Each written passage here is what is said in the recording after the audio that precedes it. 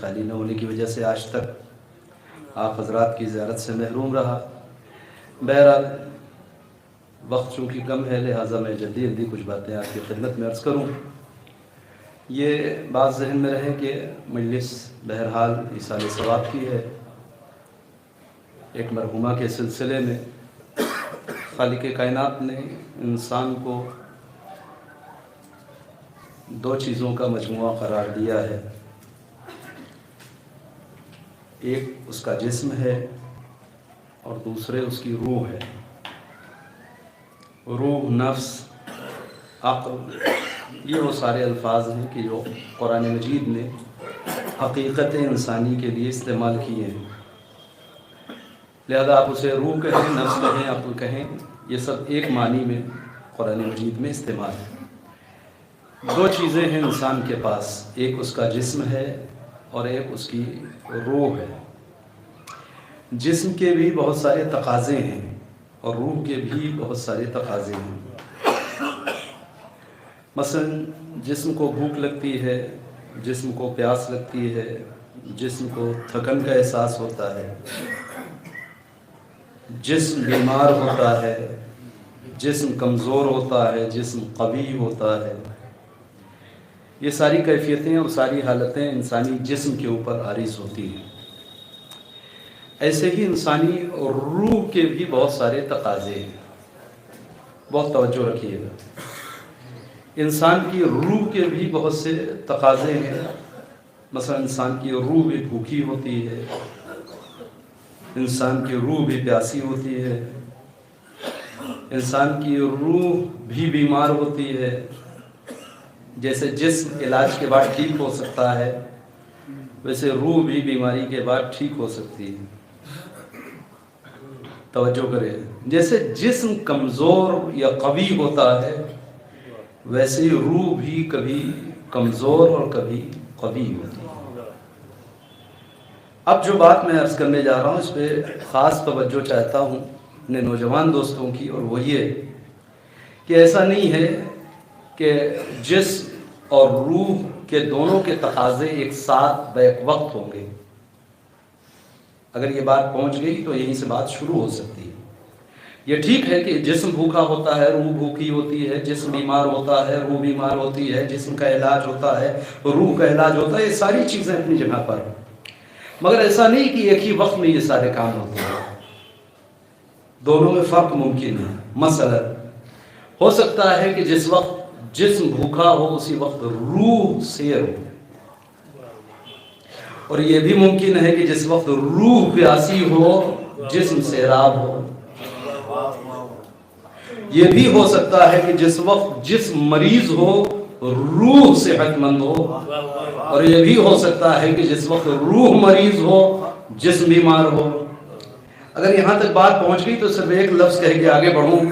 اگر ایسا ہے تو یہ ممکن ہے کہ انسان کا جسم قوی ہو مگر روح ضعیف ہو، اور یہ بھی ممکن ہے کہ انسان کی روح قوی ہو مگر جسم ضعیف ہو۔ تاریخ میں اس کے شواہد اور مثالیں بھری پڑی ہیں۔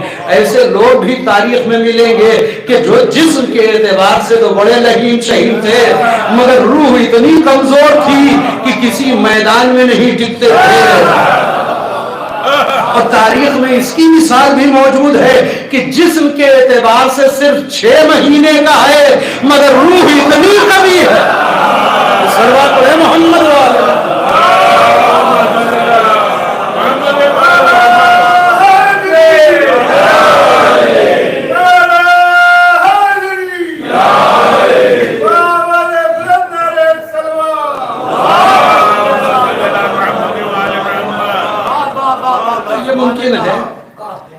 ضروری نہیں ہے کہ جو حالت جس وقت انسان کے جسم کی ہو وہی کیفیت روح کی ہو، ایسا ضروری نہیں۔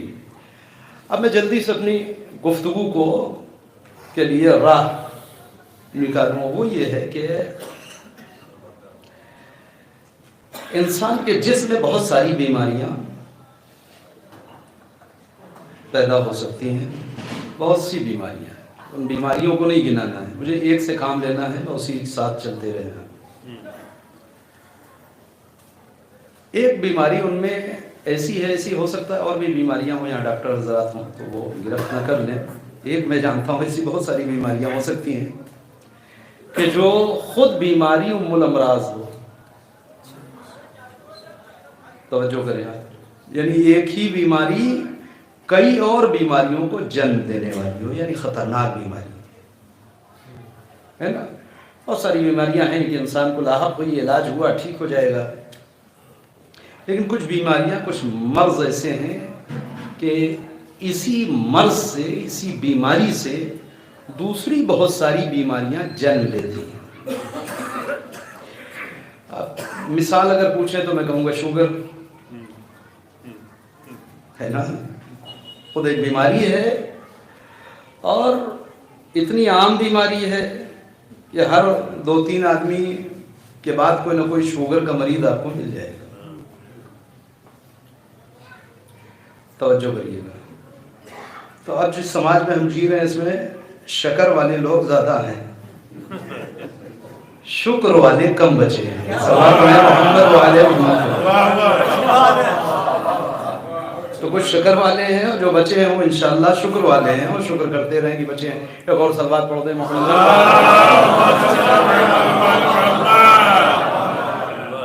تو ایک بیماری ہے جسے شوگر کہتے ہیں. خدا نہ کرے کسی کو اگر ہو گئی تو ڈاکٹر حضرات یہ بتاتے ہیں کہ یہ بیماری خود اپنی جگہ پر ام الامراض ہے، بہت ساری بیماریوں کو جنم دیتی ہے. اگر یہ چلتی رہی ہے، انسان نے کیئر نہیں کیا تو دھیرے دھیرے آنکھوں پہ اثر پڑے گا، یادداشت پہ اثر پڑے گا، کڈنی پہ اثر پڑے گا، وغیرہ وغیرہ. بہت ساری نئی بیماریاں خود انسان کے جسم میں پیدا ہوتی ہیں. توجہ کریے. روح کی بیماریوں میں بھی ایک بیماری ایسی ہے کہ خدا نہ کرے اگر وہ پیدا ہو گئی تو ام الامراض ہے. پھر روح میں اپنے آپ بہت ساری بیماریاں پیدا ہوتی چلی جائیں. اچھا، اس کی مثال قریب ٹھیک بیٹھ گئی ہے شوگر جیسی. اس لیے کہ جیسے یہ شوگر بالکل عام ہو چکی ہے ویسے ہی یہ بیماری روح کی بھی بالکل عام ہو چکی ہے. میں چاہ رہا ہوں آپ اچھی طرح سے متوجہ ہو جائیں تو میں آپ کو اس بیماری تک لے کر کے آؤں اور وہیں سے گفتگو کا آغاز کر دوں. یہ کون سی ایسی بیماری ہو سکتی ہے انسان کی روح میں کہ جو اتنی خطرناک ہے کہ خود کئی بیماریوں کو جنم دے، اور نہ یہ کہ جنم دے، بالکل عام ہو، ہر دوسرا تیسرا آدمی آپ کو اس کا مریض مل جائے گا. ہو سکتا ہے نمازی ہو، روزے دار ہو، حاجی صاحب ہو، مجلسوں میں آنے والے ہوں، کار خیر کرنے والے ہو، اس کے باوجود روح کے مریض. ہو سکتا ہے کوئی کہے کہ جھوٹ، میں کہوں گا نہیں. غیبت، میں کہوں گا نہیں. چغلخوری، یہ سارے امراض ہیں روح کے، اس میں کوئی شک نہیں. مگر جس کی بات میں کر رہا ہوں توجہ کریے گا، روح کی اس بیماری کا نام ہے غفلت. بہت توجہ کریے گا. روح کی اس بیماری کا نام ہے غفلت. اب آپ یقین جانیں کہ اگر وقت کے دامن میں گنجائش ہوتی تو اس کو روایتوں، حدیثوں اور واقعات کے ضمن میں آپ کے سامنے وضاحت کے ساتھ بیان کرتا، مگر میں بہت تیزی سے اپنی منزل تک جانا چاہ رہا ہوں. آپ یقین جانیں سب سے زیادہ انسان روح کی جس بیماری میں مبتلا ہیں وہ ہے غفلت.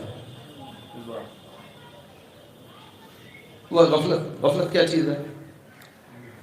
بزرگ مجھے معاف کریں گے، یہ بہت ساری باتیں جو وضاحت کی جاتی ہیں وہ نوجوان ساتھیوں کے لیے، چھوٹے بھائیوں کے لیے. توجہ کریں. غفلت کیا ہے؟ کبھی کبھی کوئی چیز انسان کی نگاہوں کے سامنے ہوتی ہے مگر انسان متوجہ نہیں ہوتا، اس کو کہتے ہیں غفلت. بار بار کسی چیز کو سن رہا ہے مگر توجہ نہیں دے پاتا، یہ ہے غفلت. بار بار کسی چیز کو پڑھ رہا ہے، منظر سامنے آ رہا ہے مگر متوجہ نہیں، یہ ہے غفلت. یعنی نگاہوں سے گزری ہو چیز مگر روح میں جگہ نہ پائی، یہ ہے غفلت. سڑک سے اترے، اور مجھے تو معلوم نہیں، اس بستی میں پہلی بار آئے، اس سے مثال دے رہا ہوں. بس کارنر پہ کسی صاحب کی، کسی مومن کی دکان ہے کسی چیز کی، اور ادھری سے آئے ہیں. وہ کسی صاحب نے پوچھا کہ اچھا آپ ادھر سے آ رہے ہیں ابھی؟ جی 10 منٹ پہلے. آپ نے وہ کارنر پہ جو دکان تھی وہ دیکھا تھا کھلی تھی یا نہیں؟ میں نے کہا صاحب آئے تو ادھری سے ہیں مگر توجہ نہیں کہ دکان کھلی تھی یا نہیں. 10 مرتبہ انسان کی نگاہ گھڑی پہ پڑے گی مگر جب ٹائم دیکھنا ہوگا تو پھر سے دیکھے گا. یہ کیا ہے؟ یہ غفلت. توجہ کریے گا. ایسے ہی انسان کی روح بھی غفلت کا شکار ہوتی ہے. دیکھنے کے باوجود روح تک بات نہیں پہنچتی، سننے کے باوجود روح تک بات نہیں پہنچتی. غور کیجیے گا. اور یہ اتنی خطرناک بیماری ہے، اپنی جانب سے نہیں عرض کر رہا ہوں، کہ تنہا یہی ایک بیماری انسان کو جہنم پہنچانے کے لیے کافی ہے. یعنی خطرناک بیماری ہے. صرف یہ بیماری اگر لگ گئی تو اسی ایک بیماری کی بنیاد پر انسان جہنمی ہو جائے گا. قرآن کہہ رہا بسم اللہ الرحمن الرحیم لقد ذرأنا لجہنم کثیرا من الجن والانس. اکثریت کو انسانیت کے اور جنات کی، یعنی انسانوں کی اکثریت اور جناتوں کی اکثریت، یہ سب جہنم میں ڈال دی جائیں گی. کیوں ڈال دی جائیں گی؟ اچھا اکثریت کہہ رہا خدا، یعنی آپ دیکھیں کہ بیماری کتنی پھیلی ہوئی ہے. 51% سے زیادہ لوگ اس بیماری کے مریض ہیں. لقد ذرأنا لجہنم کثیرا من الجن والانس. جرم کیا ہے؟ قرآن کہہ رہا لہم قلوب لا یفقہون بہا. ان کے پاس دل ہے مگر سمجھ نہیں رہے. بہت توجہ. لہم اعین لا یبصرون بہا. آنکھیں ہیں مگر دیکھ نہیں رہے، کان ہے مگر سن نہیں رہے. اب ایک جملہ کہہ کر کے قرآن اس کا نتیجہ دیتا ہے اولئک کالانعام بل ھم اضل. یہ اب انسان نہیں رہ گئے، یہ جانور ہیں بلکہ جانور سے بدتر ہیں. اولئک ھم الغافلون. توجہ کریے، یہ کون لوگ ہیں؟ یہ کس گروہ کی بات ہو رہی ہے جن کے لیے قرآن کہہ رہا لقد ذرأنا لجہنم کثیرا من الجن والانس. اکثریت جنات و انسان کی جہنم میں جھونک دی جائے گی. نتیجہ اولئک ھم الغافلون. جرم کیا ہے؟ جرم صرف ایک ہے اور وہ جرم یہ ہے کہ یہ غافل لوگ ہیں. ایک سلوات پڑھیں محمد والے. بہت توجہ کریے گا. غافل ہے انسان، یعنی چیزوں کو پڑھتا ہے مگر متوجہ نہیں، سنتا ہے مگر متوجہ نہیں. اگر کوئی چیز انسان دیکھ رہا ہے مگر اس کے باوجود نگاہوں تک محدود رہ گیا منظر، روح میں جذب نہیں ہو سکا، اس کا مطلب یہ ہے کہ قرآن کہہ رہا ہے لہم اعین لا یبصرون بہا. آنکھیں تو رکھتا تھا مگر دیکھ نہیں رہا، کان تو تھے اس کے پاس مگر سن نہیں رہا، دل تو تھا اس کے پاس مگر سمجھ نہیں رہا. ایسا آدمی دیکھا آپ نے؟ بہت توجہ کرے. ایسا آدمی کی دیکھا ہے کہ آنکھ ہو نہ دیکھے، کان ہو نہ سنے، دل ہو کچھ سمجھ میں نہیں آ رہا اس کے باوجود؟ ایسا کون سا آدمی ہے؟ یہ اندھوں کی بات نہیں ہو رہی، دیکھیں، کیونکہ قرآن کہہ رہا لہم اعین، آنکھ ہے مگر نہیں دیکھتے. توجہ کرے آپ، آنکھ ہونے کے باوجود نہیں دیکھ رہا ہے. جرم کان ہونے کے باوجود نہیں سن رہا ہے. دوسرا جرم دل ہونے کے باوجود نہیں سمجھ رہا ہے. تیسرا جرم. بہت بچپن میں ایک جاتی ہوئی صلوات پڑھیں محمد والے.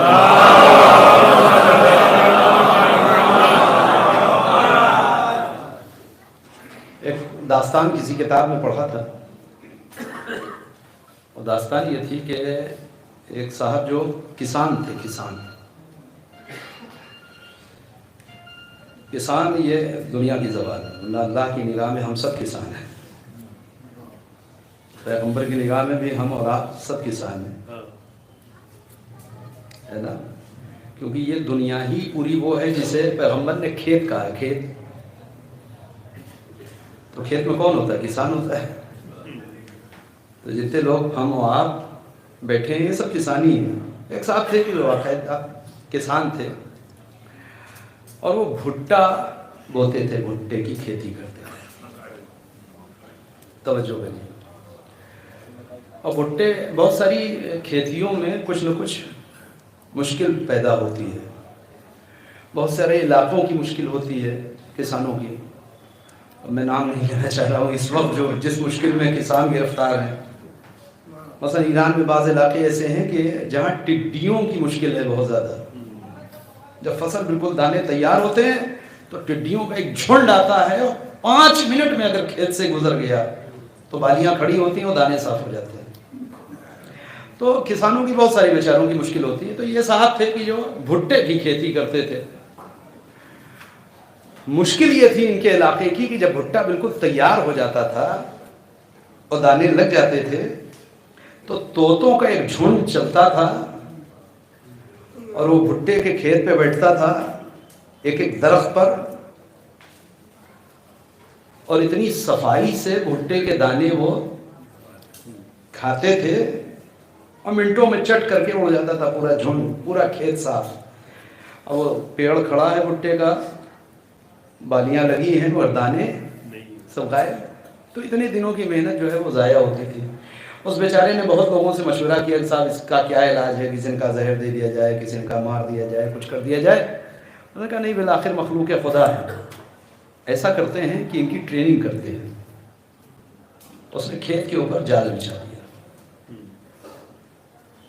طوطے بیٹھے اور سب جال میں پھنس گئے۔ ان سب کو پکڑ کر کے گھر لایا، اور لانے کے بعد طوطوں کی ایک مزاج عادت آپ جانتے ہیں، جو ان کو پڑھائیں وہ پڑھنے لگتے ہیں۔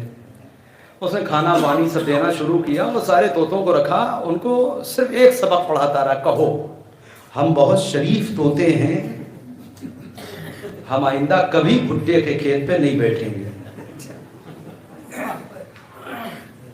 ہفتہ 10 دن 20 دن مہینہ 2 مہینے میں اس سارے طوطوں نے یہ پڑھنا شروع کر دیا کہ ہم بہت شریف طوطے ہیں، ہم آئندہ کبھی بھٹے کے کھیت پر نہیں بیٹھیں گے۔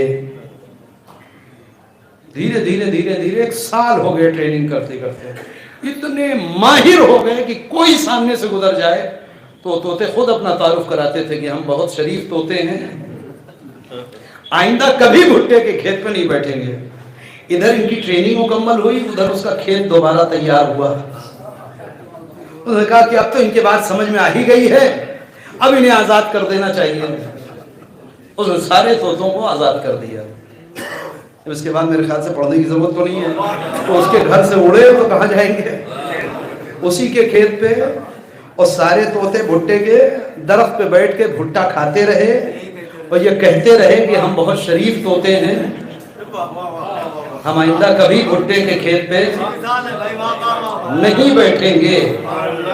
پتہ نہیں بات میری کہاں تک جائے گی، میں تو کہہ کے جا رہا ہوں، ہم بھی دن بھر میں 10 مرتبہ بارگاہ خدا میں کھڑے ہو کے کہتے ہیں اہدنا الصراط المستقیم صراط الذین انعمت علیہم غیر المغضوب علیہم ولا الضالین۔ پروردگار ہم تو بہت شریف ہیں، ہم سیدھے راستے پہ رہنا چاہتے ہیں، ان لوگوں کا راستہ جس پر تو نے نعمتیں نازل کی ہیں اس راستے پہ جانا ہی نہیں چاہتے ہیں کہ جو غضب والوں کا راستہ ہے یا گمراہوں کا راستہ ہے۔ مگر کیا ایسا ہوتا نہیں ہے کہ ہم مصلی چھوڑنے کے بعد جب اپنا چپل یا جوتا پہنتے ہیں اسی راستے میں پہنچتے ہیں کہ جو مغضوب راستہ بھی ہے گمراہوں کا راستہ بھی ہے؟ سلوات پڑھیں محمد والے۔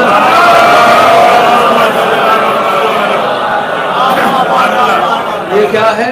10 بار روزانہ خدا سے یہی کہہ رہے ہیں ہم بہت شریف ہیں، ہم تو اس راستے پہ رہنا چاہتے ہیں، ہم اس راستے پہ نہیں جانا چاہتے۔ وہ راستہ کی جو مغضوبین کا راستہ ہے، وہ راستہ کی جو ظالمین کا راستہ ہے، گمراہوں کا راستہ ہے۔ کیا ہم نے پہچان لیا ہے کہ مغضوب راستہ کون سا ہے؟ کیا ہم پہچانتے ہیں کہ ظالمین والا راستہ کون سا ہے؟ وہ کون سے راستے ہیں کہ جس پر خدا کا غضب نازل ہوا؟ نہیں جانتے نا؟ تو اس مثال میں گڑبڑ کیا ہوئی تھی؟ اس نے اچھی ٹریننگ کرائی تھی طوطوں کی نا، فالٹ کہاں رہ گیا؟ فالٹ یہ ہو گیا کہ طوطے بیچارے نہ وہ شرافت سمجھ پائے، نہ بھٹا پہچان پائے، یہاں مسلمان کی مشکل کیا ہے؟ نہ وہ صراط مستقیم سمجھ پایا ہے، نہ انعمت علیہم سمجھ پایا، نہ غیر المغضوب سمجھ پایا، نہ ضالین سمجھ پایا. تو جو غلطی وہاں ہو سکتی ہے یہاں بھی ہو سکتی ہے. اور صلوات پڑھ لیں محمد.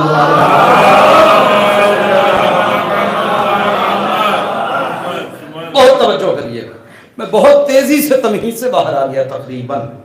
اتنی گفتگو ذہن میں رکھی. یہ کیا ہے؟ یہ غافل انسان 10 مرتبہ اپنی زبان سے کہہ رہا ہے کہ ہم اس راستے کے مسافر بننا چاہتے ہیں، اس راستے پہ نہیں جانا چاہتے. وہ راستہ کی جو تیرے غضب کو دعوت دے، وہ راستہ کی جو ہمیں گمراہی کی طرف لے جائے، محبوب اس راستے پہ نہیں. توجہ کریے گا. کیا واقعی کوشش بھی کرتے ہیں کہ ضالین والے راستے سے بچے رہیں اور وہ راستہ کی جو مغضوب ہے اس سے بچے رہیں اور انعمت علیہم والے راستے پہ چلتے رہیں؟ نہ، صرف نماز کی حد تک زبان پہ جاری ہوتا ہے. وجہ غفلت. بہت توجہ کریے، وجہ صرف ایک ہے اور وہ ہے غفلت. دوسری بات، غفلت کے لیے علماء نے جہاں اس کی شرح لکھی ہے کہ اس کی علامتیں اور کیا کیا ہیں کہ جو انسان کے اوپر طاری ہوتی ہیں، ان میں سے 2 چیزیں میں بیان کر رہا ہوں جلدی سے. ایک چیز کا نام ہے غرور. نوٹ کریں آپ، توجہ کریے گا. ایک چیز کا نام ہے غرور. یہ پہچانا ہوا ہے، اسے سب پہچانتے ہیں. جہاں بھی غرور بولا جائے گا، تکبر بولا جائے گا، گھمنڈ بولا جائے گا، ہر آدمی سمجھ جائے گا اس کا مطلب کیا ہے. اسی کا بالکل قریب سے ایک چیز اور گزرتی ہے، اس سے علماء تو واقف ہیں، شاید نوجوان دوست یا بچے واقف نہ ہو. یہ بیماری کیا ہے؟ اس کو کہتے ہیں عجب. عین جیم بے، عجب. غرور اور عجب، تکبر اور عجب، اس میں فرق کیا ہے؟ بہت توجہ ہے.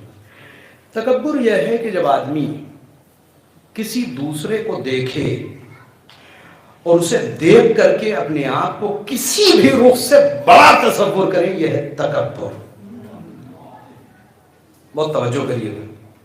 یہ ہے اپنے آپ کو بڑا سمجھنا کسی کے مقابلے میں. نہایت خطرناک بیماری ہے روح کی، اس میں کوئی شک نہیں.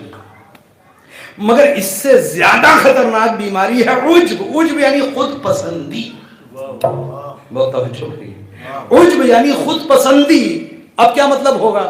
کوئی نہیں ہے دیکھنے والا، اکیلے میں ہے، تنہائی میں ہے. مثلا رات کے 1:30 بج رہے ہیں، 2 بج رہے ہیں، بالکل اکیلے کمرے میں ہے، کوئی دیکھنے والا نہیں ہے. آنکھ کھل گئی، توفیق خدا شامل حال ہوئی. اٹھے، کہا بہترین موقع ہے نماز شب پڑھ لیا جائے. وضو کیا، نماز شب پڑھ لی. پڑھ کر کے مصلی سے اٹھے، بستر پہ آئے. اب فیل کر رہے ہیں، واہ دیکھو سب سو رہے ہیں، پورا گھر سو رہا ہے، میں نے اٹھ کر کے نماز شب پڑھ لیا. کسی کو بتا نہیں رہا، کسی کو دکھا نہیں رہا، کسی کو سنا نہیں رہا، اپنی نگاہ میں اپنے کو بڑا سمجھ رہا ہے. اسے شریعت میں کہتے ہیں عجب. اور توجہ کریے، اسے کہا جاتا ہے عجب، یعنی خود پسندی. اپنے کسی عمل کو خود پسند کرے اور اس اعتبار سے اپنی نگاہ میں بڑا ہو جائے. تکبر دوسرے کی نظر میں اپنے کو بڑا کرنا، خود پسندی اپنی نگاہ میں خود کو بڑا سمجھنا. آپ اس کو دیکھ لیجئے گا، حدیثوں میں، روایتوں میں، علماء سے پوچھ لیجئے کتنی خطرناک بیماری ہے. تکبر سے زیادہ خطرناک بیماری ہے جسے عجب کہتے ہیں. بہت توجہ کریے گا. یہ دونوں خدا نہ کرے کسی انسان میں اکٹھا ہو جائے، متکبر بھی ہو، خود پسندی بھی اس کے اندر ہو. یہ انسان سماج کے لیے، معاشرے کے لیے، گھر کے لیے، گھرانے کے لیے، خاندان کے لیے، علاقے اور بستی کے لیے نہایت زیادہ خطرناک. اس لیے کہ وہ آدمی کی جو اپنے آپ کو دوسروں سے بہتر تصور کرے گا، آپ یقین جانیے وہ بہتر بنے رہنے کے لیے کسی بھی حد تک جائے گا. صلوات پڑھیں محمد.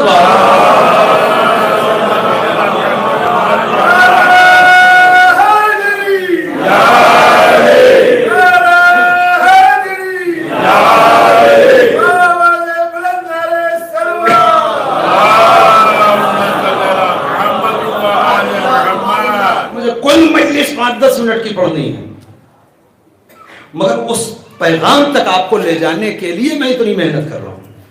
تو ایک چیز ہے غفلت، جو بالکل عام بیماری ہے روح کی، نفس کی. دوسری بیماری ہے تکبر، تیسری عجب، خود پسندی، اردو میں جسے خود پسندی کہتے ہیں، آپ یہ لفظ یاد رکھ سکتے ہیں. توجہ کریے، خود پسندی. اگر ایسا آدمی کوئی پیدا ہو جائے سماج میں کہ جو خود پسند بھی ہو اور متکبر بھی ہو، اپنے آپ کو بڑا سمجھے، دوسرے سب اس کی نگاہ میں چھوٹے ہوں، تو ایسے آدمی بھی آپ کو ہر علاقے بستی میں مل جائیں گے، مگر سب اس میں مبتلا نہیں ملیں گے. بہت غور کیجئے، میں بالکل قریب پہنچ گیا اپنے پیغام سے. ایسا نہیں کہا جا سکتا کہ اناؤ کے اس علاقے میں جتنے ہیں خدا نخواستہ وہ سب عجب کی بیماری میں مبتلا ہے. کہہ سکتے ہیں؟ ہو سکتا ہے کوئی ایک ایسا مریض ہو. سب جون پور والے جتنے ہیں وہ سب مغرور ہیں، آپ کہہ سکتے ہیں؟ ہو سکتا ہے کچھ ہوں کچھ نہ ہو، متواضع ہوں بیچارے، خاکسار ہوں بیچارے. کسی انجمن کے بارے میں کہہ سکتے ہیں اس پوری انجمن کے تمام افراد جو ہے وہ مغرور ہیں، کہا جا سکتا ہے؟ نہیں. تو نہ شہر کے اعتبار سے کہہ سکتے ہیں، نہ قوم کے اعتبار سے کہہ سکتے ہیں، نہ انجمن کے اعتبار سے کہہ سکتے ہیں. کچھ اچھے برے ہر جگہ ہوتے ہیں، ہے نا. ایک قوم جس کے بارے میں خدا کہہ رہا ہے، بس میں داخل اپنی مجلس میں، ایک قوم اور بغیر کسی استثناء کے کہہ رہا ہے، اور خود نہیں کہہ رہا، پیغمبر کی زبان سے کہلوا رہا ہے. بہت توجہ کریے، پیغمبر کی زبان سے کہہ. ابھی تک جتنی گفتگو کی ہے للہ ذہن میں رہے آپ کے، تاکہ میری بات واضح ہو جائے کہ میں کہنا کیا چاہ رہا ہوں. پیغمبر کی زبانی کہلوا رہا ہے. بسم اللہ الرحمن الرحیم. قل، اے میرے نبی آپ کہیے. کس سے کہیں؟ یہودیوں سے. یا ایھا الذین ہادوا، دیکھیں سب کو شامل کر دیا. اے میرے پیغمبر آپ کہہ دیجئے یہودیوں سے. کیا کہتے ہیں؟ ان زعمتم انکم اولیاء للہ من دون الناس فتمنوا الموت ان کنتم صادقین. ابھی مجھے اس آخری جملے سے بحث نہیں ہے، پہلا ایک سینٹنس اٹھا رہا ہوں. یعنی قرآن ایک بات بتا رہا ہے، ایک پوری قوم کی فکر بتا رہا ہے. اے میرے پیغمبر آپ کہہ دیجئے کہ اے یہودیو، اگر تمہارا گمان یہ ہے، اگر تم یہ سمجھ رہے ہو کہ اس روئے زمین پر سب سے بہترین قوم تم ہو، توجہ کریے گا، اللہ کے برگزیدہ بندے تم ہو، اللہ کے محبوب بندے تم ہو، نہیں، اگر تم یہ سمجھ رہے ہو کہ اس روئے زمین پر اللہ نے حکومت کے لیے تمہیں پیدا کیا، باقی ساری دنیا کو تمہاری خدمت کے لیے پیدا کیا. ان زعمتم انکم اولیاء للہ. آپ نے اتنے سارے ترجمے تو کسی قرآن میں نہیں لکھے، آپ نے کہاں سے کر دی ہے؟ میں بتاتا ہوں. اس میں قرآن نے ایک لفظ استعمال کیا ہے اولیاء، جو جمع ہے ولی کی. ولی کہاں سے آیا؟ ولایت سے. ولایت کے کیا معنی ہے؟ کہ اسی میں تو سارا جھگڑا ہے. پڑھے محمد والے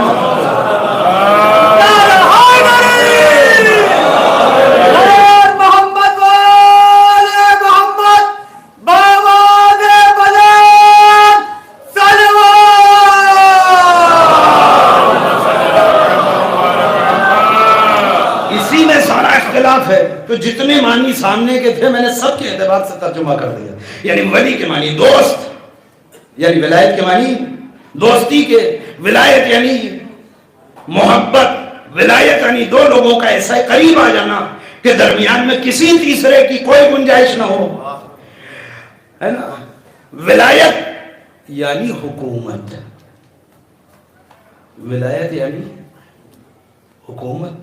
سب سے عظیم جو معنی ہے ولایت کے وہ ہے حکومت. اور سارا جھگڑا جو اسی سے ہوا، ولایتی سے مولا ہے، ولایتی سے ولی ہے. تو اگر ولایت کا صحیح مطلب سمجھ میں آ جائے تو مولا کا بھی سمجھ میں آ جائے گا، ولی کا بھی سمجھ میں آ جائے گا. یہ سارے معنی سمجھ میں آ جائیں گے، مگر اس وقت میں اس کی بحث میں نہیں ہوں. یہ صرف بچوں کے لیے عرض کر دیا کہ ولایت کے معنی ایک حکومت کے ہیں. انما ولیکم اللہ، تمہارا ولی بس اور بس اللہ ہے، ورسول، اور اس کا رسول. توجہ کریے، وہ اولی الامر منکم. تو یہ خدا جو ولی ہے یہ کس معنی میں ولی ہے؟ تمہارا دوست بس اور بس اللہ ہے اور اس کا رسول. تمہارا محبوب بس اور بس اللہ ہے اور اس کا رسول ولی الامر. یا ولی کا مطلب کیا ہے؟ حاکم. حاکم معنی کب ہوں گے؟ جب ولایت کا معنی حکومت ہوگا.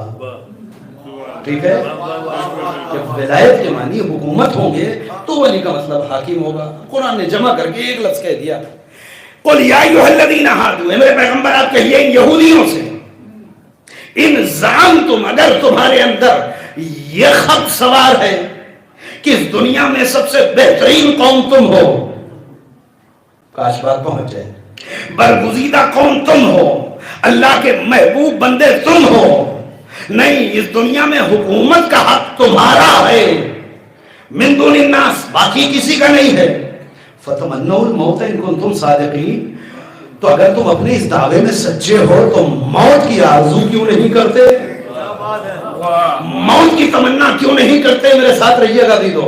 یعنی قرآن یہ کہہ رہا ہے، اس آیت میں یہ سمجھا رہا ہے کہ مسلمانوں سنو، ہم تمہیں بتاتے ہیں، کسی دنیا کی پوری انجمن کے بارے میں تم کچھ نہیں کہہ سکتے، کسی علاقے میں بسنے والوں کو تم یہ نہیں کہہ سکتے کہ سب متکبر ہیں، کسی بستی میں رہنے والوں کے تمام افراد کے بارے میں تم نہیں کہہ سکتے کہ یہ سب عجب اور خود پسندی میں مبتلا ہے. مگر سنو، ہم تمہیں بتاتے ہیں اسی روئے زمین پر ایک قوم ایسی نالائق ہے،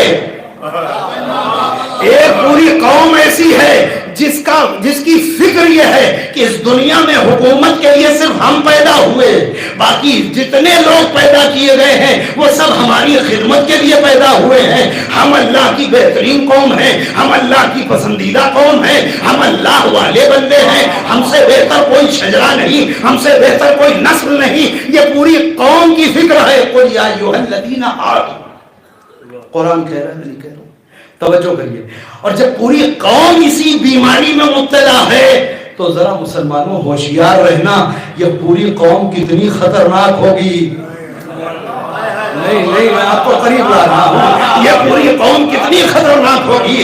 اگر سماج میں کوئی ایک متکبر و گھمنڈی آدمی پیدا ہو جائے تو اپنی بڑائی کو بچائے رکھنے کے لیے ہر آدمی کو دبانے کی کوشش کرتا رہتا ہے. اگر کوئی قوم ایسی ہو کہ جو یہ سمجھتی ہو، غلط نہیں کہہ رہا ہوں، قرآن بھی غلط نہیں کہہ رہا ہے، تنہا دنیا میں یہی ایک ایسی، دیکھیں دنیا میں جتنی قومیں ہیں، اب یہ ساری باتیں بچوں کے لیے ہوتی ہیں، ہر قوم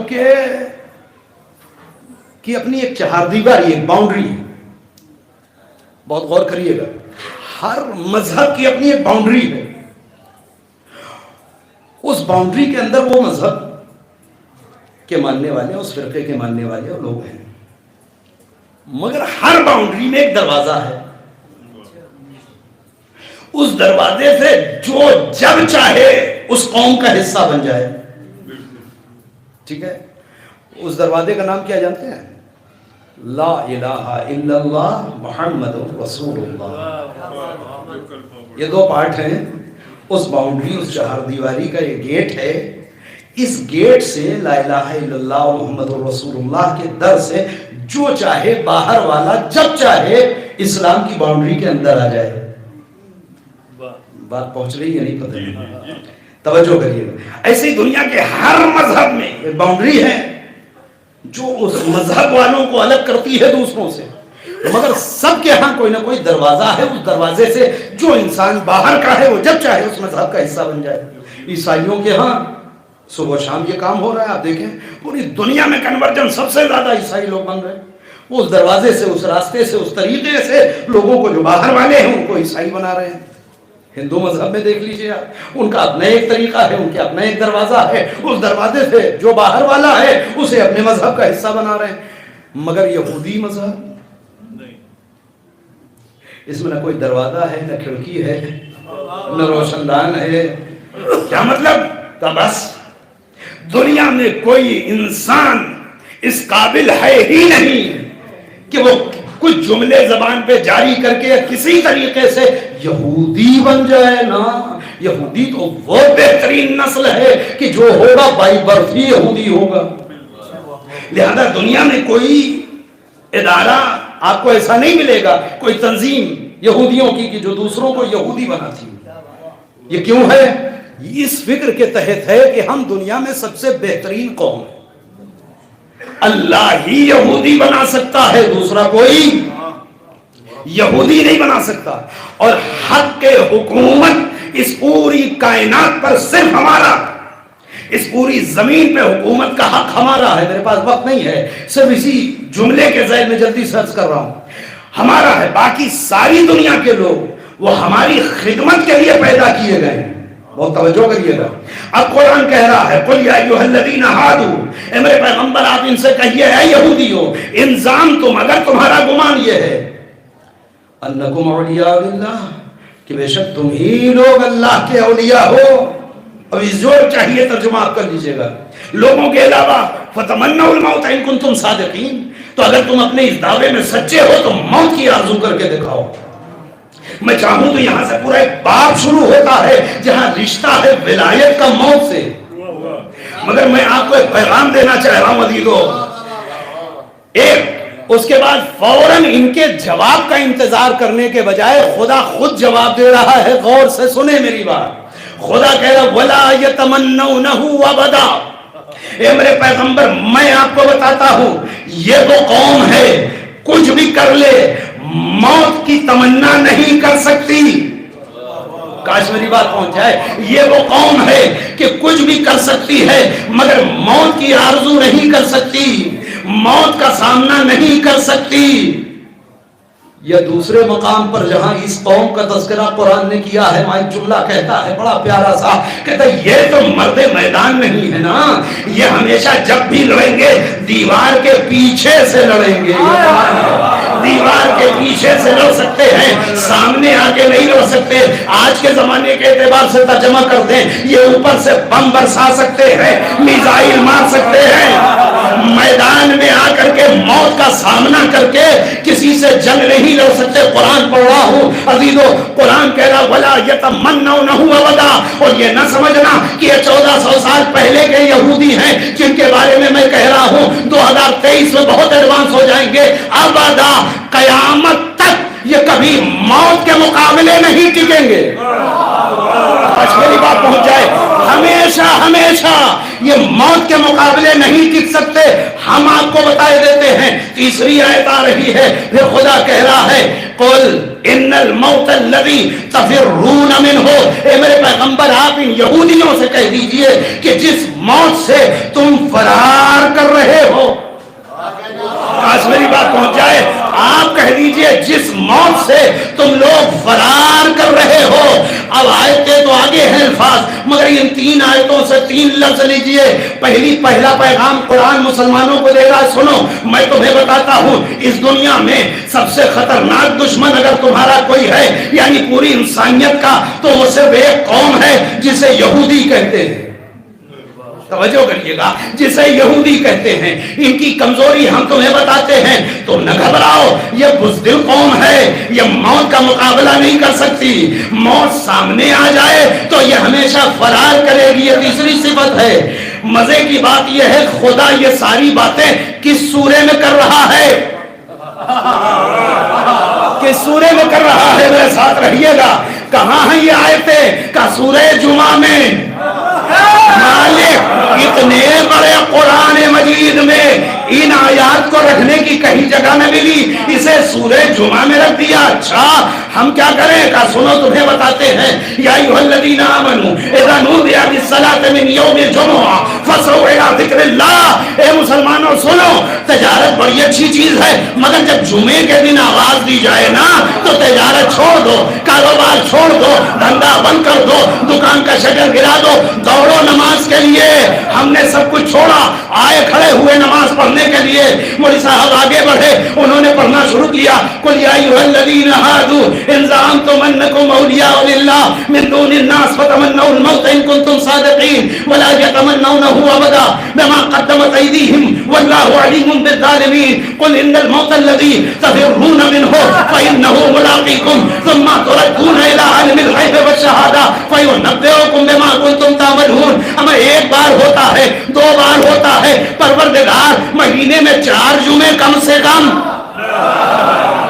اور کسی مہینے میں 5 بار ہر ہفتے بلا کے ایک ہی سبق تو مسلمانوں کو اللہ نے پڑھایا ہے. سنو، اس دنیا میں ایک خطرناک قوم ہے، اس سے ہوشیار رہنا، مگر ڈرنے کی ضرورت نہیں، ڈرنے کی ضرورت نہیں. میں بتاتا ہوں، یہ بزدل قوم ہے، یہ مرد میدان نہیں ہے، یہ دوسرے کے کاندھے پہ بندوق رکھ کے چلا سکتی ہے، یہ دیوار کے پیچھے سے لڑ سکتی ہے، یہ میزائل مار سکتی ہے، موت کا کھل کے سامنا نہیں کر سکتی. مسلمانوں، اگر تمہارے اندر ذرا بھی ایمان کی قوت ہے تو بے سر و سامانی سے گھبرانا نہیں، گھبرانا نہیں. میں جملہ کہہ کے پوری مجلس کو نچوڑ رہا ہوں. آج سنڈے ہے، 2 دن پہلے جمعہ گزرا ہے. پوری دنیا کے تقریباً 1.5 ارب مسلمانوں نے جمعہ پڑھا ہوگا، ان آیتوں کو بھی پڑھا ہوگا. اللہ اللہ، ان آیتوں کو بھی پڑھا ہوگا یا نہیں پڑھا ہوگا؟ اچھا، ہوتا یہ ہے، کچھ اور کرے یا نہ کرے مسلمان، جمعے کے دن نہا دھو کے، لباس پہن کے، ٹوپی لگا کے جمعہ پڑھنے ضرور جائے گا. گیا جمعہ پڑھنے، مولوی صاحب نے بتایا، اور سنائیں، ایک قوم دنیا میں ایسی ہے جس کی یہ صفت ہے، جس کی یہ صفت ہے، یہ بزدل قوم ہے. جمعہ پڑھ کے نکلے، توجہ کریے گا، پرسوں بھی غازہ پہ بم برسے ہوں گے اور 1.5 ارب مسلمان نماز میں یہ کہہ کے گئے ہوں گے کہ یہ بزدل قوم ہے، مگر کسی میں حوصلہ نہ ہوا، کسی میں حوصلہ نہ ہوا کہ وہ ایک بیانیہ جاری کر دے. ارے کچھ ملکوں نے دبی زبان سے، پوری ذمہ داری سے کہہ رہا ہوں، اگر مذمت بھی کی ہے تو مجھے یقین ہے شام ہونے سے پہلے پہلے پرسنل کال پہ فون کر کے معافی مانگ لیا ہوگا. دیکھیے، قوم کا دباؤ تھا، ملک میں بہت زیادہ جو ہے دباؤ بن رہا تھا، ہمیں ایسا بولنا پڑا، مگر میں آپ کے ساتھی ہوں، یہ تو زبردستی مجھے اسٹیٹمنٹ دینا پڑا. یہ کیا ہے؟ مسلمان حکمران اتنے بزدل ہیں، اور شاید ان کی بزدلی تھی کہ خدا ہر جمعے کو بلا کے 1400 سال پہلے سے تیار کرا رہا تھا. ڈرنا نہیں، اور توجہ کریے گا، ڈرنا نہیں. یہ قوم دور سے وار کر سکتی ہے، کرائے کے سپاہی لا کے میدان میں اتار سکتی، خود مرد میدان نہیں ہے، خود میدان میں آ کر کے نہیں لڑے گی. موت دکھے گی تو یہ فرار کر جائے گی یہ قوم. بہت توجہ کریے گا. مسلمانوں کو یہ سبق قرآن مجید کتنے برس سے پڑھا رہا ہے، مسلمان ہر جمعے کو یہ سبق پڑھ بھی رہے ہیں. تو سمجھ میں آ رہا ہے، اولئک ھم الغافلون. ارے ان کا تو حق ہے کہ ہم انہیں اور جہنم میں ڈال دیں. آنکھ ہے دیکھتے نہیں، کان ہے سنتے نہیں. سلمان محمد علیہ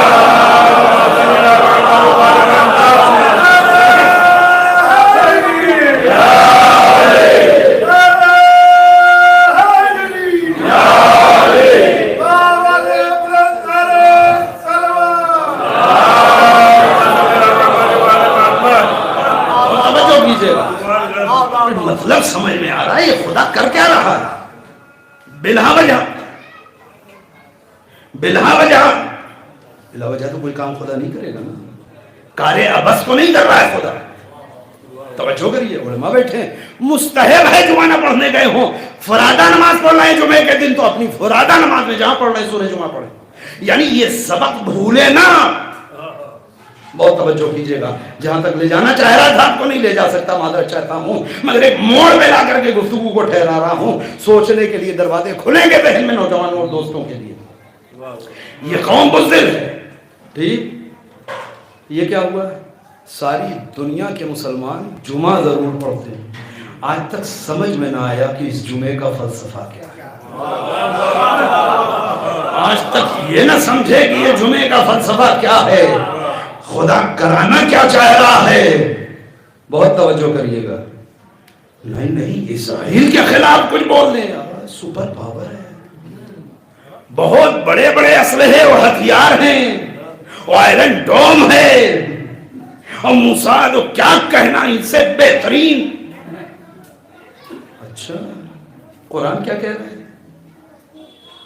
یہ وہ خبر ہے، یہ وہ نقش ہے آپ کے ذہن و دل و دماغ پر جو انٹرنیشنل میڈیا نے چھوڑا ہے، اور یہ وہ بات ہے جو قرآن کہہ رہا ہے۔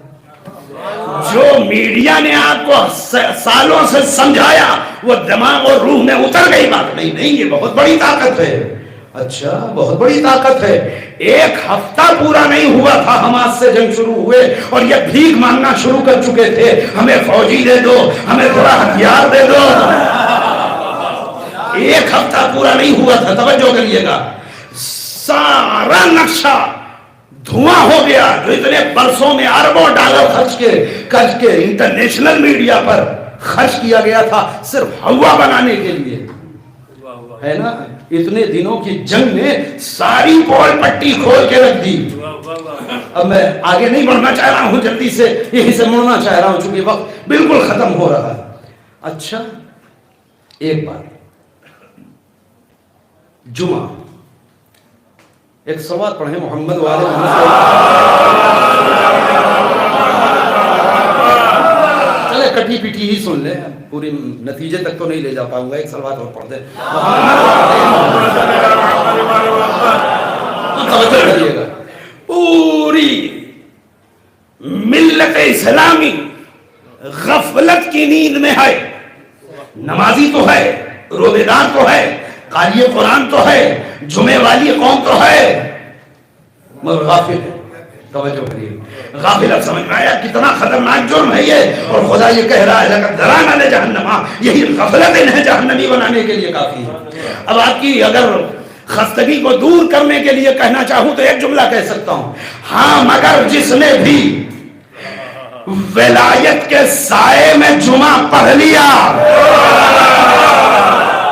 ولایت کے سائے میں جمعہ پڑھ لیا، نہیں، جس نے جمعہ ڈھنگ سے پڑھ لیا ہے وہی اپنی بے سر و سامانی کے باوجود حماس کے ساتھ بھی کھڑا ہے، فلسطین کے ساتھ بھی کھڑا ہے۔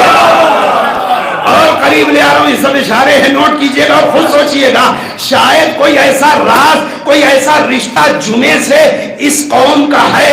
یہی وجہ ہے کہ رہبر کبیر حضرت آیت اللہ ہے امام خمینی رحمت اللہ علیہ نے فلسطین و بیت المقدس کی آزادی کے لیے سال کے دنوں میں سے جو دن چنا ہے وہ رمضان المبارک کا آخری جمعہ ہی ہے۔ کیا بصیرت ہے خدا کی قسم، کیا فکر ہے خدا کی قسم، کیا سوجھ بوجھ ہے خدا کی قسم۔ اے مسلمانوں، سال کے 11 مہینے تو تم غفلت کی نیند میں سوتے رہتے ہو نا، مگر اب تو رمضان آ گیا، اب تو تلاوت شروع ہو گئی، اب تو عبادت شروع ہو گئی، اب تو روزہ رکھنے لگے۔ اچھا ابھی جلدی نہیں ہے، ایک ہفتہ گزرنے دو، 2 ہفتہ گزرنے دو، 3 ہفتے گزر گئے، اب تو کافی حد تک روح پاک ہو گئی نا، اب تو قرآن پڑھ کر کے اللہ پہ ایمان بڑھ گیا، اب تو یقین بڑھا ہوگا نا، اب تو کچھ اللہ والا جذبہ بیدار ہوا ہوگا نا۔ اب دیکھو آخری جمعہ ہے، آؤ گھروں سے نکلو، بیت المقدس کی آزادی کے لیے یہی دن ہے، مگر نہ اس تحریک کا مطلب سمجھے لوگ، نہ جمعے کا فلسفہ سمجھے۔ ایک اور صلوات پڑھے محمد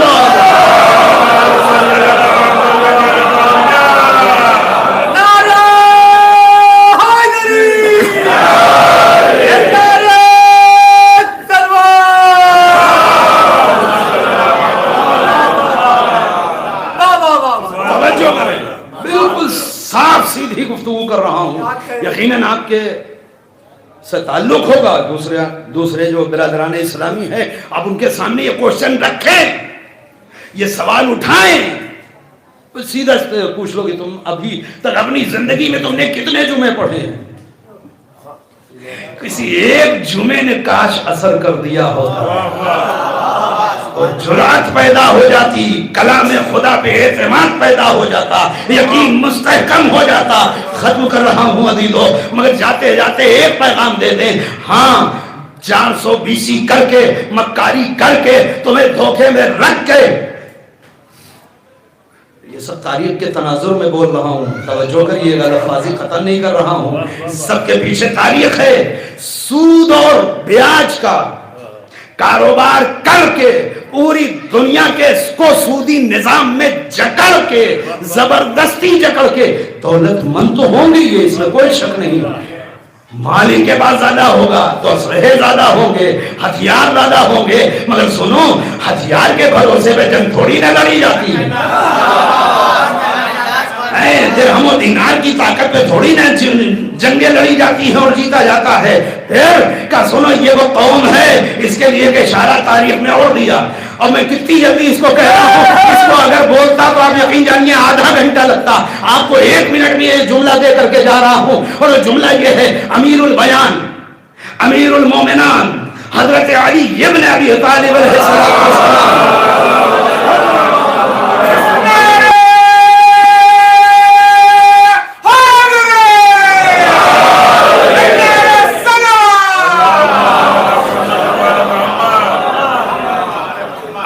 سے بتائیں عرب ممالک، میں نام نہیں لینا چاہتا، ان ملکوں کے پاس دولت کی کمی ہے،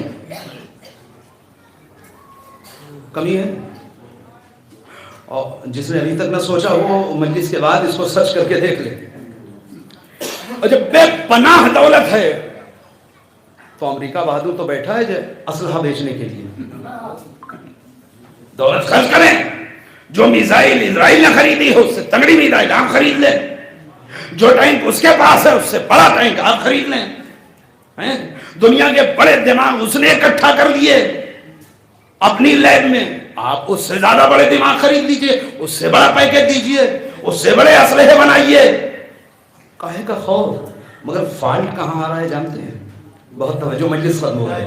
کیونکہ ہتھیار کی بدولت جنگیں نہیں لڑی جائیں گی، دولت کی طاقت پر جیت ممکن نہیں ہے.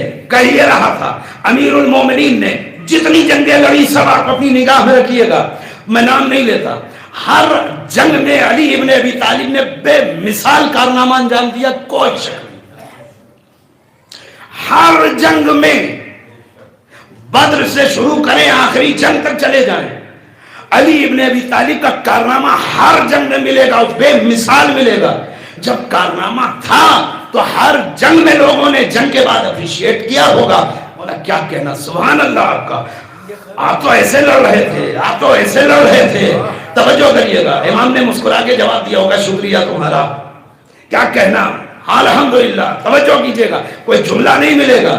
ایک جنگ ہے جسے جنگ خیبر کہتے ہیں، یہ جنگ یہودیوں سے لڑی گئی، اور اس جنگ میں جب کارنامہ کیا اور لوگوں نے تعریف کرنا شروع کیا، امام نے فوراً لوگوں کے ذہن کو اس اصلی طاقت کی طرف موڑا. دیکھو یہ وہ جنگ ہے جسے علی نے اپنے بازو کی طاقت پہ نہیں فتح کیا بلکہ اللہ کی دی ہوئی طاقت پہ فتح کیا. شاید ایسا لگتا ہے کہ مسلمانوں کو علی یہ سمجھانا چاہ رہے ہیں جب بھی یہودیوں کے مقابلے میں آنا تو ان سے بڑی توپ خرید کے نہیں، ان سے بڑی میزائل بنا کے نہیں. توجہ کریے گا، ان سے اگر فتح مند ہونا ہے تو اپنے رشتے کو خدا سے مضبوط کرو. جس کا رشتہ خدا سے مضبوط ہو جائے گا وہ اس قوم پہ غالب آ جائے گا. صلوات پڑھے محمد والے.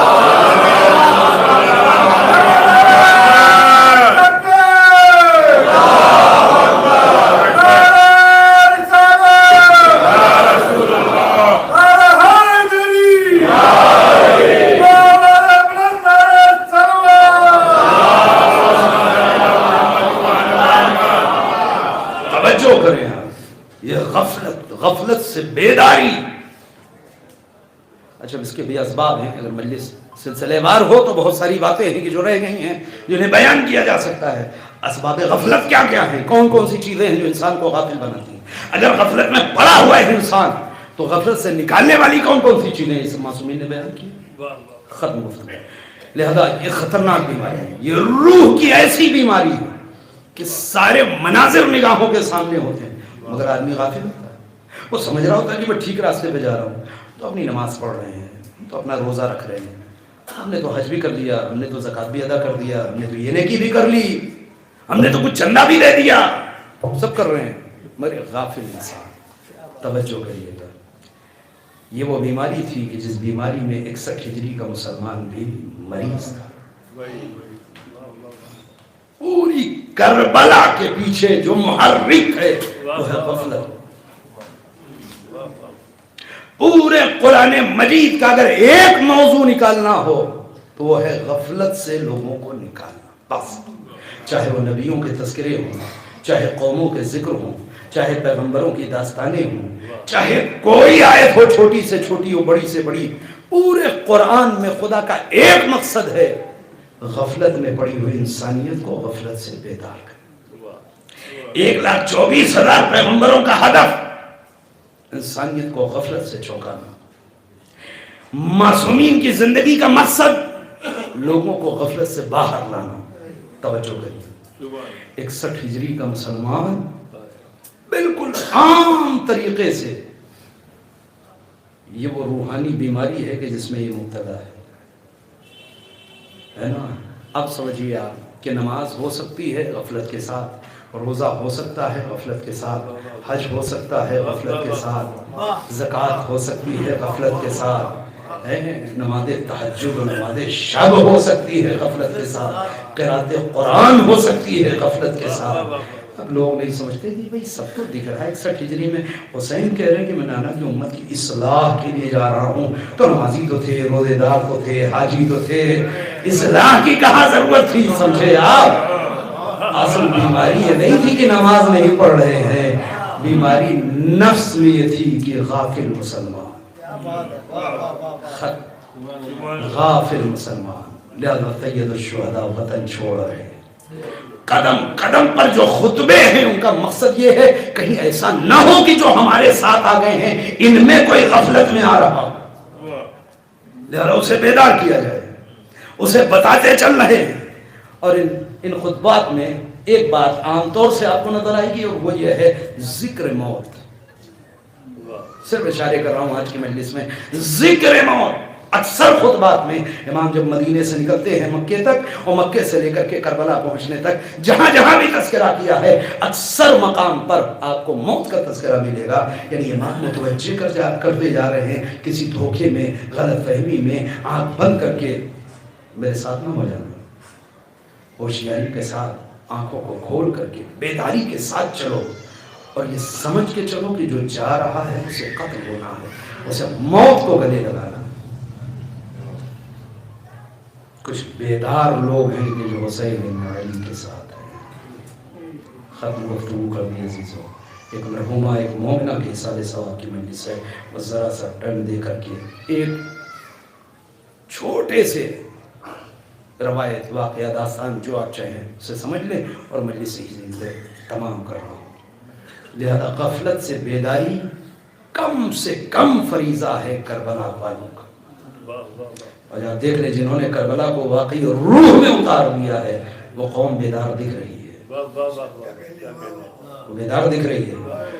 دنیا میں کسی ملک میں اتنے لوگ بے چین، ہاں لوگوں نے مظاہرے کیے ہیں، اپنی اپنی حکومتوں پہ دباؤ بنایا ہے، مگر نام نہیں لکھوا رہے ہیں کہ اگر موقع ملا تو ہم لڑنے کے لیے تیار ہیں.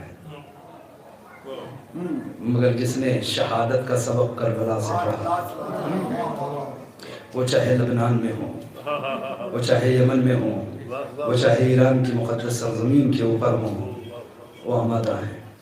کیوں؟ اس لیے کہ یہ وہ قوم ہے کہ جو شہادت کو معیار و مرتبہ سمجھتی ہے. ختم کر دیا عزیزوں. بس کوئی رشتہ ہے جمعے سے عزی کر رہا تھا، کوئی رشتہ ہے جمعے سے اس بیت المقدس کا.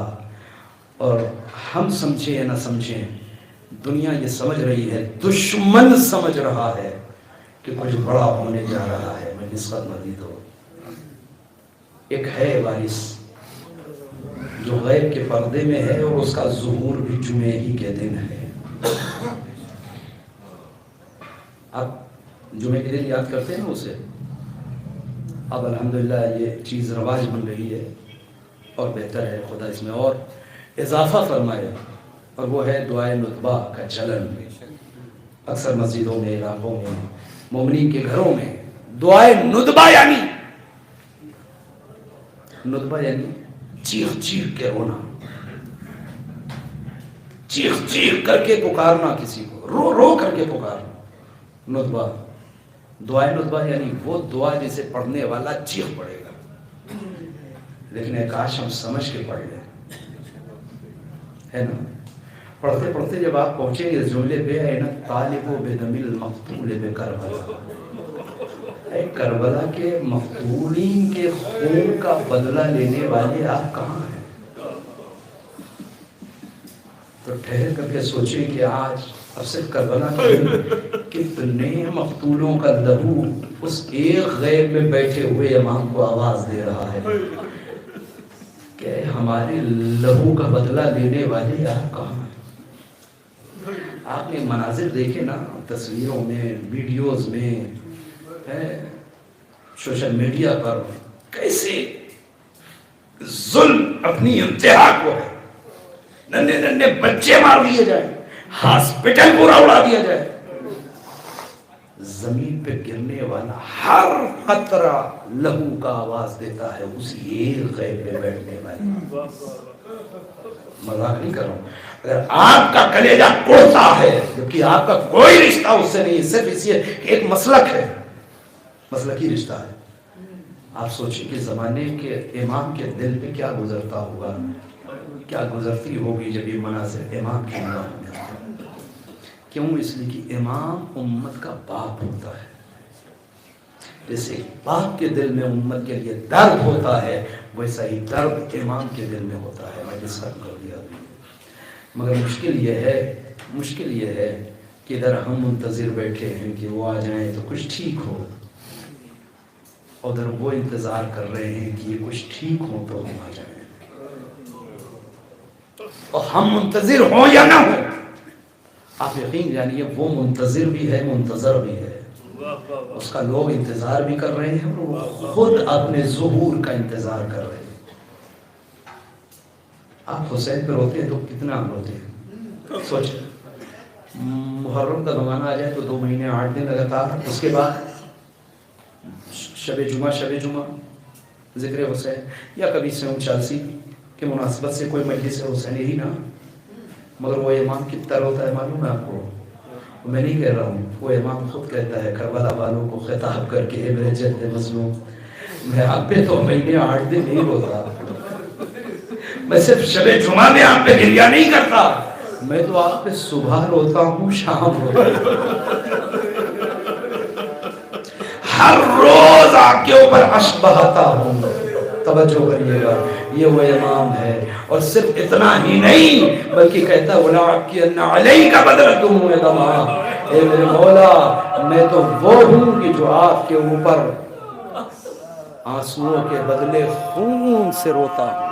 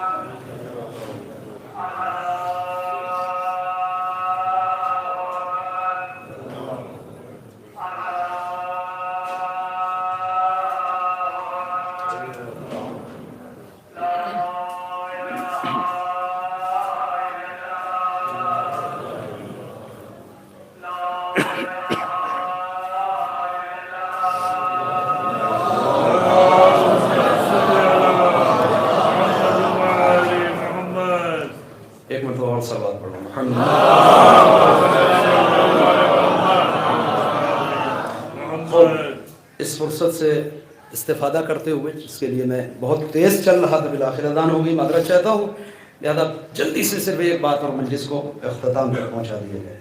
میں عرض یہ کر رہا تھا کہ جس بات کو کاٹ دیا تھا بچوں کے لیے ذہن میں اتار دیا جائے اسے، کہ ہم آمادہ ہو یا نہ ہو، دشمن تیار ہے بالکل۔ ہو سکتا ہے بہت سارے لوگ یہ سمجھ رہے ہوں کہ اس جنگ کا نتیجہ کیا ہونے والا ہے، یہ آخری جنگ ہے، اس کے بعد بھی ہونا ہے، کوئی غالب آئے گا، کوئی مغلوب آئے گا، ہوگا، ہو سکتا ہے کہ آخری جنگ نہ ہو سکتا ہے، ممکن ہے کہ آخری جنگ نہ ہو، اس کے بعد بھی ایک دو جنگیں ہوں، اس کے بعد دشمن ختم ہو۔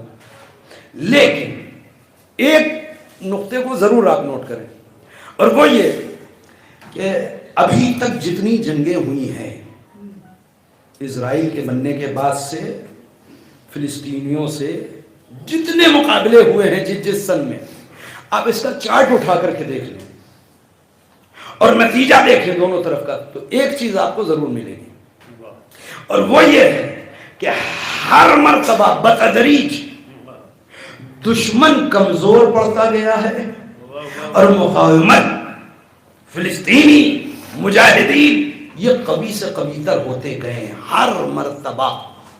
اگر اس بار اور کوئی فائدہ اور نتیجہ نہ نکلے تو کم از کم یہ ہے کہ اب یہ اس بلندی تک پہنچ چکے ہیں کہ اس کے بعد شاید ایک آدھ ہی جنگ کی گنجائش بچتی ہے، اور اس کے بعد معاملہ ختم ہے۔ توجہ کریے، آپ کام کیوں ہو رہا ہے؟ آپ کو معلوم ہے کہ امام جب ظہور فرمائیں گے تو کہاں سے؟ معذرت پھر بزرگوں سے نہیں سوال ہے، اور نہ یہ میرا انداز ہے، میں اپنے چھوٹے بچوں کو متوجہ کرنے کے لیے اس طریقے سے لہجے استعمال کرتا ہوں۔ کہاں سے؟ خانہ کعبہ سے۔ خانہ کعبہ کہاں ہے؟ مکے میں، مکہ سعودی عرب۔ یہ علاقہ انہوں نے خالی کرا کر کے اپنے ہی بندوں کے حوالے کر دیا کہ یہاں تم حکومت کرو، اسے تم کنٹرول میں رکھو، ہماری فوج بھی رہے گی۔ امام حکومت کہاں کریں گے؟ پائے-تخت کہاں ہوگا امام کا؟ کوفے میں۔ کوفہ کہاں ہے؟ عراق میں۔ عراق میں انہوں نے اپنی فوج اتاری۔ عراق کے بعد امام کو جانا کہاں ہے؟ سیریا، شام۔ شام کے جو حالات انہوں نے کیے آپ کے سامنے۔ فائنلی امام کو آنا کہاں ہے؟ اسی بیت المقدس فلسطین۔ اب یہ نقشہ پورا آپ اٹھا کر کے دیکھیں، یہ وہ ساری جگہیں ہیں کہ جن کو کنٹرول بھی کیا جا رہا ہے۔ سعودی عرب یعنی عرب کا یہ خطہ اپنے کنٹرول میں ہو، عراق کا خطہ اپنے کنٹرول میں ہو، سیریا کا خطہ اپنے کنٹرول میں ہو، ٹھیک ہے، فلسطین اپنے کنٹرول میں ہو۔ توجہ کریے گا، یہ تیاری ہے دشمن کی۔ میں بہت ساری باتیں کھل کے آپ سامنے نہیں کر سکتا، یہ تیاری ہے پوری دشمن کی کہ وہ کام کر رہا ہے، ہم سو رہے ہیں غفلت کے ساتھ، مگر کچھ آوازیں ہیں، ننھے ننھے بچے ہیں کہ جو آواز دے رہے ہیں، کچھ مائیں ہیں کہ جن کی آغوش اجڑ چکی ہے، وہ آواز دے رہے ہیں۔ اچھا، یوں بھی یہ جملہ جو میں نے عرض کیا اور بہت تیزی سے آپ کے سامنے سے گزر گیا، خدا توفیق دے آپ کبھی کربلا تشریف لے جائیں، جو لوگ گئے ہیں انہیں بار بار اللہ توفیق عطا فرمائے، جو نہیں گئے ہیں انہیں مشرف کرے۔ تو جس بھی قافلے سے آپ جائیں گے تو عام طور سے قافلے والے کام یہ کرتے ہیں کہ کربلا میں کوئی ایک شب جمعہ ضرور آپ کو دیتے ہیں، ایسا شیڈیول اپنا بناتے ہیں کہ ایک شب جمعہ آپ کو کربلا میں ضرور مل جائے۔ جو لوگ گئے ہیں وہ تائید کریں گے، اور نہیں گئے ہیں تو آپ دیکھیے گا تو جب شب جمعہ ملے گی تو جمعے کی صبح بھی ملے گی، ٹھیک ہے۔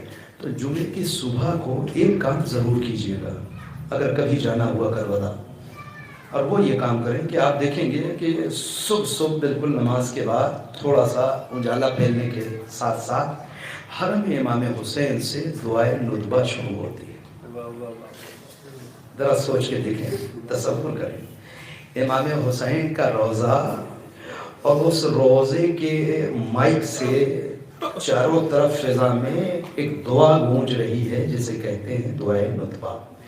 آپ ایسا کیجئے گا کہ حرم میں نہ جائیں، یہ خدا نخواستہ کوئی وہ نہیں کہہ رہا ہوں، صرف ایک تجربے کے لیے آپ کہہ رہا ہوں، آپ بین الحرمین جناب عباس کے حرم اور امام حسین کے حرم کے درمیان جگہ بنا کے کہیں بیٹھ جائیں اور خاموشی سے دعائے ندبہ ساتھ میں پڑھتے رہیں، اور جب اس جملے پہ پہنچے نا، این الطالب بدم المقتول بکربلا،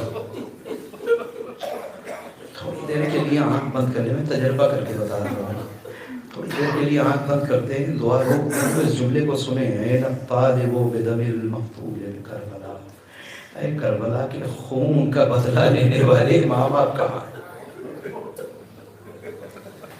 آپ کو پوری ذمہ داری سے کہہ رہا ہوں، آپ کو ایسا لگے گا کہ یہ مائک سے صرف آنے والی آواز نہیں ہے، بلکہ کربلا کے ذرے ذرے سے یہ آواز آ رہی ہے، اے ہمارے خون کا بدلہ لینے والے ماں باپ کہاں ہیں؟ نہیں، کم سے کم آپ کو یہ لگے گا کہ یہ ایک آواز نہیں ہے، 72 آوازیں آ رہی ہیں، اے ہمارے خون کا بدلہ لینے والے آپ کہاں ہیں؟ کوئی 18 برس کا لاشا پکار رہا ہے، کوئی 6 مہینے کا جنازہ پکار رہا ہے،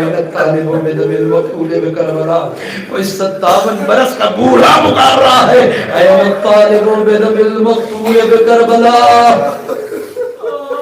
یہ صدمہ نہیں دو۔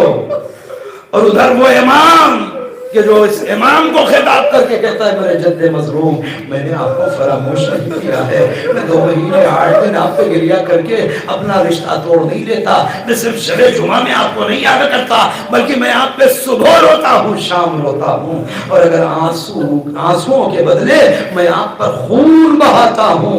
توجہ کریے گا، یہ بہت مشہور فقرہ ہے زیارت ناہیہ کا کہ جو امام زمان سے مروی ہے۔ ایک عالم دین گزرے ہیں، تو یہ آخری بات مجلس تمام، ایک عالم دین گزرے ہیں ایران میں، ان کا نام تھا ملا علی سلطان۔ ملا علی سلطان نے جب زیارت ناہیہ کے اس جملے کو پڑھا، بہت تصور کیجئے گا، انہوں نے پڑھا کہ امام فرماتے وَلَا بْكِيَنَّ عَلَيْكَ بَدْلَ الدُّمُوعِ دَمًا، اے میرے جد مظلوم، میں آپ پہ آنسو کے بدلے خون بہاتا ہوں۔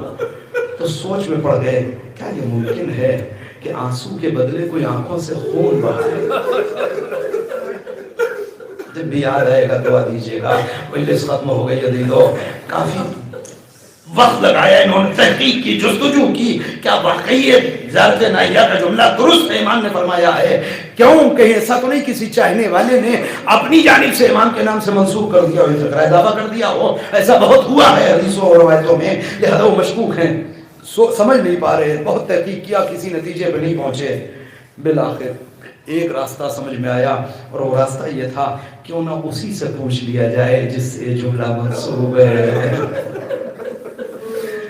عزیزو سلام کیجئے اس زمانے کے امام کو، انہوں نے عمل شروع کیا امام سے ملاقات کا، بہت سارے اعمال ہیں امام سے ملنے کا، اور بہت سارے لوگوں نے امام سے ملاقات کی ہے، مثلا ان میں سے ایک عمل خود مسجد جمکران کا ہے، 40 منگل کے اعمال ہیں کہ جس نے بھی انجام دیا بالآخر اس کی ملاقات زمانے کے امام سے ہوتی ہے، وہ جیسا انسان ہو اسی اعتبار سے ملاقات، انہوں نے عمل انجام دیا، امام سے ملاقات ہوئی، کہتے ہیں خواب کے عالم میں امام کی زیارت نصیب ہوئی، امام نے آ کر کے پوچھا ملا علی سلطان کیوں پریشان ہو؟ توجہ کریں، زمانے کا امام ہے، مولا علی سلطان کہتے میں نے ہاتھوں کو جوڑ دیا سرکار، کوئی اپنی ذاتی مشکل نہیں ہے، نہ روزگار کا مسئلہ ہے، نہ بیماری و صحت کا مسئلہ ہے، نہ دنیا کی کوئی اور مشکل ہے، کچھ نہیں چاہیے آقا، بس میں نے ایک جملہ سنا ہے، پڑھا ہے، آپ کے نام سے منسوب ہے، بس سمجھ نہیں پا رہا ہوں کیا واقعی یہ فقرہ آپ نے کہا ہے؟ مولا علی سلطان کون سا جملہ کہ آپ نے فرمایا ہے کہ میرے جد مظلوم میں آپ کا خون کے آنسو بہاتا ہوں؟ امام کہتے ہیں ملا علی سلطان شک نہ کرو یہ جملہ میرا ہی ہے، اور میں واقعی جب کربلا پہ نگاہ ڈالتا ہوں تو میری آنکھوں سے لہو ٹپکتے ہیں۔ اور ملا علی سلطان کہتے ہیں مولا بس بس گستاخی معاف، آپ نے کہہ دیا مجھے یقین ہو گیا، جب آپ نے کہا ہے کہ یہ جملہ درست ہوگا، مجھے شک تھا کہیں کسی چاہنے والے نے اپنی جانب سے اضافہ تو نہیں کیا۔ اب ملا علی سلطان راوی ہے، وہ کہتے ہیں کہ امام نے مجھ سے پوچھا ملا علی سلطان اچھا اب مل ہی گئے ہو تو یہ بتاؤ تمہیں کیا لگتا ہے کربلا کی وہ کون سی مصیبت ہوگی کہ جس پر میں خون روتا ہوں؟